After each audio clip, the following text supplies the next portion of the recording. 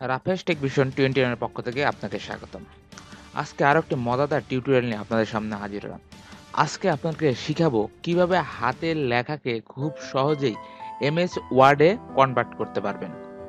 আমরা হয়তো অনেক সময় স্কুল, কলেজ বা ভার্সিটিতে অ্যাসাইনমেন্ট জমা দিতে হয়। দেখা যায় অনেক সময় অ্যাসাইনমেন্ট হাতেও জমা দিতে হয় এবং সেই হাতে লেখা অ্যাসাইনমেন্টটা হুবহু কম্পিউটারে টাইপ করেও জমা দিতে হয়। কিন্তু দেখা যায় সেক্ষেত্রে একটি বাড়তি বিড়ম্বনা। একবার আমরা হাতে লিখি, আবার সেটা আবার টাইপ করি, একটা অনেক সময়ের সাপেক্ষ এবং অনেকে দেখা যায় টাইপিং এর স্পিড ভালো না বা অনেকে বাংলা লিখতে পারেন না, অনেকে ইংলিশে ভালো লিখতে পারেন না, কম্পিউটারে টাইপিং করতে পারেন না। তাদের জন্য আজকে খুব একটি সহজ পদ্ধতি দেখাবো যে কিভাবে আপনার হাতে লেখাকে খুব সহজেই কম্পিউটারের এমএস ওয়ার্ডে কনভার্ট করতে পারবেন। তো সেজন্য আমাদের যে জিনিসটি প্রয়োজন, অবশ্যই আমাদের কম্পিউটারে ইন্টারনেট কানেকশন থাকতে হবে এবং একটি জিমেইল আইডি থাকতে হবে। তো বন্ধুরা, কথা না বাড়িয়ে আমরা স্ক্রিনে চলে যাই এবং আপনাদের সেই কাজটি দেখাই। প্রথমে আমাদের যে কাজটি করতে হবে, আমরা যে লেখাটিকে এমএস ওয়ার্ডে কনভার্ট করব, সেই লেখাটাকে আগে আমরা মোবাইল দিয়ে ছবি তুলে নেব। সেক্ষেত্রে বলে নিচ্ছি, বাংলা লেখার ক্ষেত্রে কিন্তু হাতের লেখা অবশ্যই স্পষ্ট হতে হবে, যাতে বোঝা যায়। যদি এলোমেলো বা প্যাঁচানো হয় তাহলে কিন্তু গুগল সেটা স্পেলিং করতে পারবে না। ইংলিশের ক্ষেত্রে তেমন সমস্যা নেই, বাংলার ক্ষেত্রে একটু জটিলতা রয়েছে।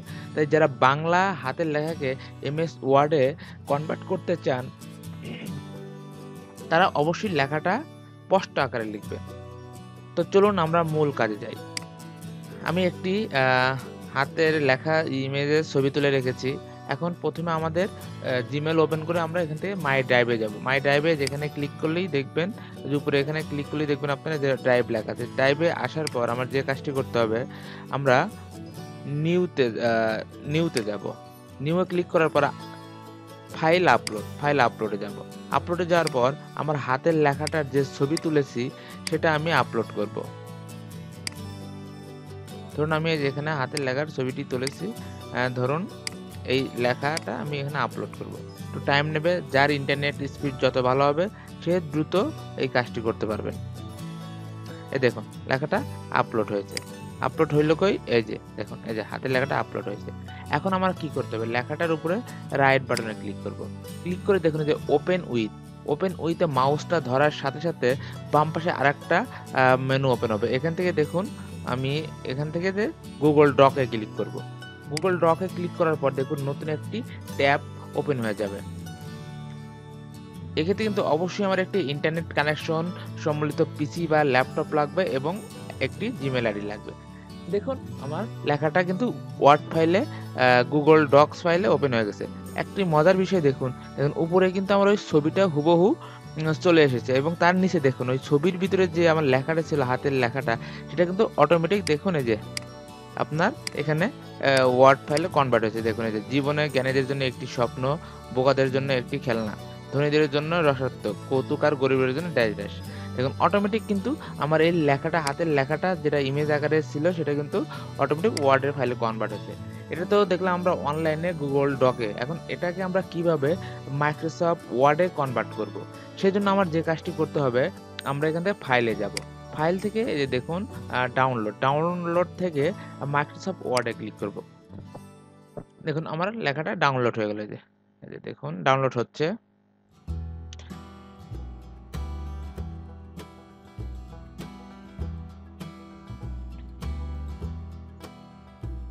ফাইলটি ডাউনলোড হয়েছে। এখন এটা আমরা ওপেন করি। এই যে শো ইন ফোল্ডারে ক্লিক করে এই যে ওপেন হয়েছে। এখন এটা ডাবল ক্লিক করলে দেখুন মাইক্রোসফট ওয়ার্ডে ফাইলটি ওপেন হয়ে যাবে। এই যে এখন এখান থেকে এনেবল এডিটে ক্লিক করবেন।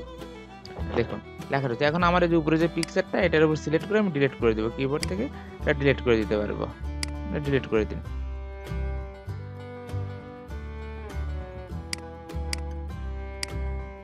ডিলিট হয়ে গেল।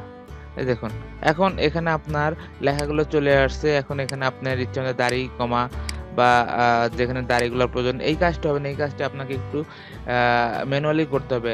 আর এখানে দেখবেন হয়তো সম্পূর্ণ 100% আপনার অক্ষর ঠিক আসবে না, মাঝে মাঝে 2-1টা অক্ষর ভেঙে যাবে। সেটা আপনি একটু কষ্ট করে ঠিক করে নেবেন, কারণ 100% তো আর সুবিধা করা যায় না এত সহজে। তো এই দেখুন যেমন এখানে একটা অক্ষরটা ভেঙেছে, এগুলো একটু স্পেস দিয়ে ঠিক করে নেবেন। তারপরেও কিন্তু আপনার অনেক সময় বাঁচলো যে যদি আপনার ১০ পেজ যদি একটা অ্যাসাইনমেন্ট থাকতো সেটা যদি আপনার টাইপিং করতে যেতেন কিন্তু সেটা কিন্তু অনেক সময় লাগতো। সেক্ষেত্রে আমরা জাস্ট ছবি তুলে সেটা Google ডকের মাধ্যমে যদি আমরা খুব ইজিলি ওয়ার্ডে কনভার্ট করতে পারি তাহলে খারাপ কি? তো বন্ধুরা আমার আজকের টিউটোরিয়ালটিও যদি ভালো লেগে থাকে তাহলে অবশ্যই আমার চ্যানেলটি সাবস্ক্রাইব করতে ভুলবেন না এবং ভিডিওটি অবশ্যই শেয়ার করবেন। কারণ আমি ভিডিওগুলো কষ্ট করে বানাই, আমার একটা সময় যায় সেক্ষেত্রে যদি আপনাদের ফিডব্যাক যদি তেমন না পাই তাহলে কিন্তু আমার উৎসাহটা কমে যায়, আগ্রহটা কমে যায়। তাই বলব অবশ্যই যদি খারাপও হয় ভিডিওটা তাহলে আমার চ্যানেলটি সাবস্ক্রাইব করবেন যাতে আমার আগ্রহ বাড়ে এবং আপনাদের সামনে আরো সুন্দর, সুন্দর ভিডিও এবং টিউটোরিয়াল নিয়ে আসতে পারি। আজকে এই পর্যন্তই। আল্লাহ হাফেজ।